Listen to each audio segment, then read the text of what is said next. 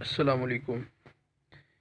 سیدنا ابراہیم خلیل اللہ علیہ الصلاۃ والسلام سیدنا اسرائیل علیہ الصلاۃ والسلام سے جب ملاقات کر رہے تھے تو آپ علیہ الصلاۃ والسلام نے سیدنا اسرائیل علیہ الصلاۃ والسلام سے کہا کہ آپ جس وقت کسی برے آدمی کی روح کو قبض کرتے ہیں تو اس وقت آپ کون سی شکل میں ظاہر ہوتے ہیں؟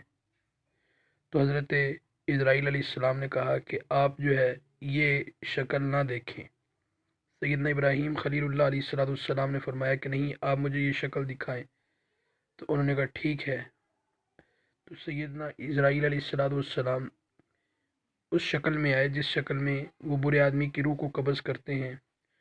تو روایات میں آتا ہے کہ سیدنا ابراہیم خلیل اللہ علیہ الصلوۃ والسلام نے جب اس شکل میں سیدنا اسرائیل علیہ السلام کو دیکھا تو بے ہوش ہو کے گر گئے۔ بڑی دیر کے بعد ہوش آیا تو پھر فرمانے لگے کہ اے اسرائیل، اگر برے آدمی کو کوئی سزا بھی نہ ملے تو اس کے لیے یہ سزا کافی ہے کہ وہ آپ کو اس شکل میں دیکھے۔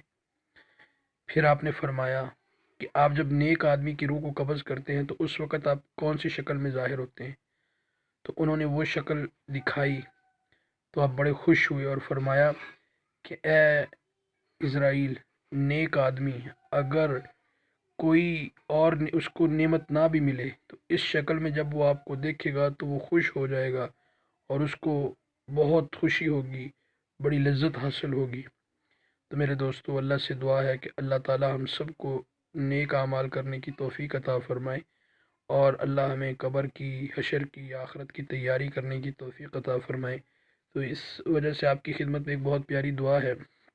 حدیث مبارکہ میں آتا ہے کہ جو بندہ روزانہ 3 دفعہ یہ دعا کرتا ہے تو جنت کہتی ہے کہ یا اللہ اس بندے کو میرے اندر داخل فرما، اور جب 3 دفعہ یہ دعا کرتا ہے تو جہنم کہتی ہے کہ یا اللہ اس کو میرے اندر کبھی نہ لانا۔ وہ دعا کون سی ہے؟ اللہم انی اسألک الجنۃ الفردوس واعوذ بک من النار، اللہم انی اسألک الجنۃ الفردوس واعوذ بک من النار، اللہم انی اسألک الجنۃ الفردوس واعوذ بک من النار۔